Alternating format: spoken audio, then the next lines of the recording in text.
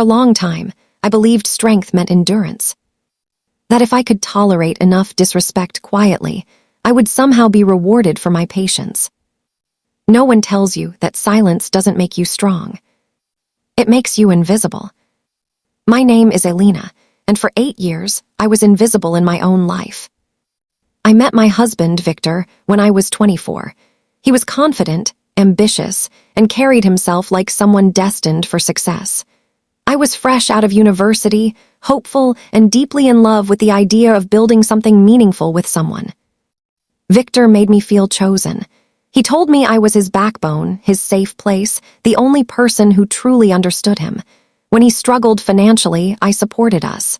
When his business idea failed, I reassured him. When he doubted himself, I became his cheerleader. I worked long hours in marketing, paid most of the bills, and still came home to cook dinner and listen to his plans for a future that always revolved around him. At first, it felt like partnership. Then, slowly, it became sacrifice. When Victor finally landed a senior position at a prestigious firm, everything changed. The gratitude disappeared. The affection faded. I was no longer the woman who believed in him, but the wife who should be grateful. We moved to a new city for his job. I left behind my career, my friends, my sense of self. He promised I could restart soon. Soon never came. Victor controlled the finances to make things easier. He questioned my spending, mocked my ideas, and dismissed my opinions. If I tried to speak up, he'd sigh dramatically and say I was being emotional. Then came Natalie. She was his colleague, young, polished, and always present. Her name slipped into conversations too easily. He praised her work in ways he never praised me. When I asked if something was wrong, he smiled and told me I was paranoid. I believed him.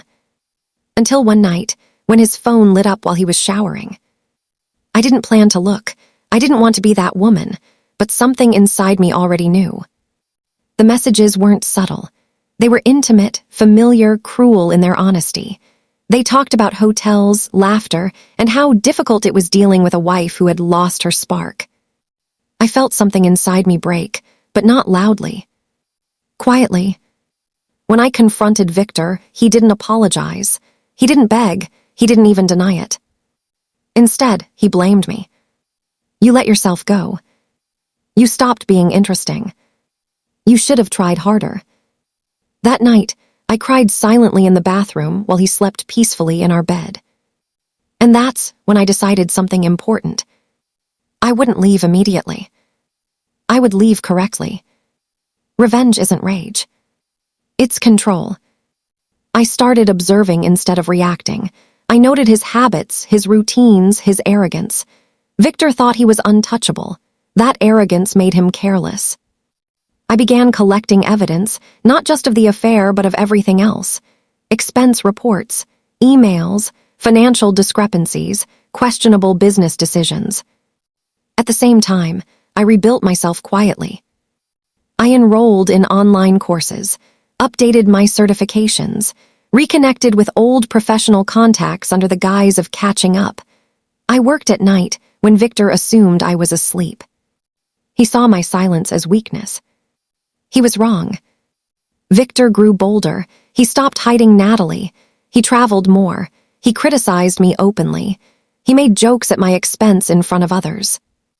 I let it happen, because every insult strengthened my resolve.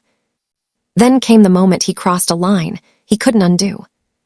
I discovered he had opened credit accounts in my name without my consent to cover his lifestyle, expensive dinners, gifts, hotel stays. He didn't just betray me emotionally. He tried to ruin me financially. That's when I accelerated my plan. I filed an anonymous report with his company's compliance department, attaching carefully organized evidence. Not accusations, facts. I consulted a lawyer quietly. I learned my rights. I prepared documents. I waited. 2 weeks later, Victor came home pale. The company had launched a full internal investigation. Natalie stopped answering his calls. He was placed on temporary leave. That night, he finally looked at me, not as background noise, but as a person. You wouldn't understand what this pressure feels like, he said. I smiled gently and nodded. The next morning, he was served divorce papers. He laughed when he saw them. You think you can survive without me, he scoffed. You don't even work. I didn't respond. Because I didn't need to. The investigation concluded a month later. Victor was terminated for misconduct, misuse of funds, and violation of company policies. His professional reputation collapsed overnight. Natalie resigned quietly and disappeared from his life. The divorce proceedings revealed everything: the hidden accounts, the debts, the financial manipulation. The judge listened carefully. Victor tried to paint me as unstable. The evidence told a different story. I walked away with more than half of our shared assets, my name cleared, and my future intact. The day Victor moved out, he stood in the doorway, defeated. You destroyed me, he said bitterly. I met his eyes calmly. No, I replied. You destroyed yourself, I just stopped protecting you. Today, I live alone in an apartment filled with light and peace. I run my own consulting business. I speak openly about emotional abuse, financial manipulation, and the quiet ways women are erased in relationships. I am no longer invisible. I don't regret my revenge. Because it wasn't about hurting him. It was about reclaiming myself. And if that ruins the life someone built on your silence, then maybe it was never meant to stand at all.